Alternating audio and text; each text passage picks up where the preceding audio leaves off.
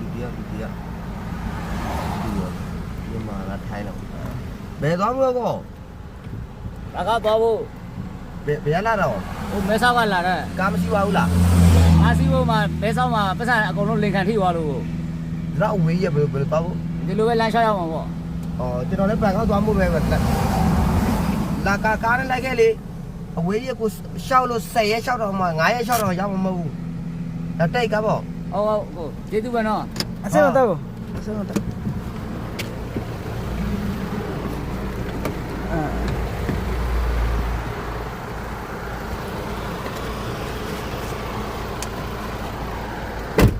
အခုမဲသားလေး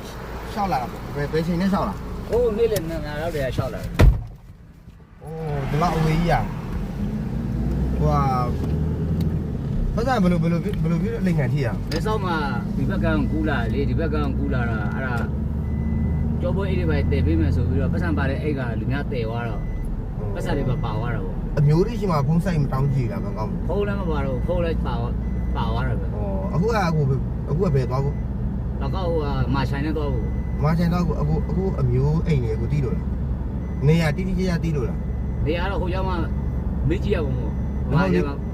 မှပြည်သားကြီးများလို့ပြောတော့ အဲ့လေဘယ်နေရတီးကြတီးရင်တော့ဟုတ်တာတီးကြမတီးအခုဘယ်သွားမယ်အဲ့လိုမျိုးအခုနေအခုအမျိုးတွေရှိတဲ့နေရာဘယ်နေရာမှာရှိရကိုသွားမှာအခုဒါပေမဲ့ပတ်စံအလိမ်မခံအလိမ်ကမထိခင်သွားမယ့်နေရာ ဟောမာဆိုင်ဟိုစမှုစခေါ်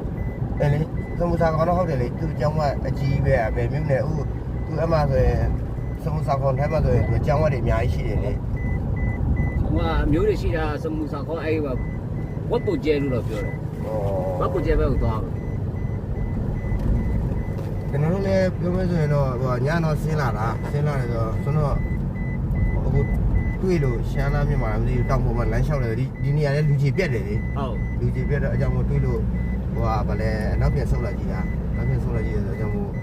ဘတူလဲပေါ့အကြောင်းပြန်လှည့်ကြည့်ရှမ်းလားမြန်မာပဲဖြစ်ရှမ်းပဲဖြစ်တော့တော့ဒါပဲလူသားချင်းတူတူပဲလေ ဟုတ်ကဲ့ ကူညီရမှာပဲဒါဟိုအကြောင်းမို့ပြန်လက်ကြည့်ရတော့အခုမြန်မာပြည်သားဖြစ်နေ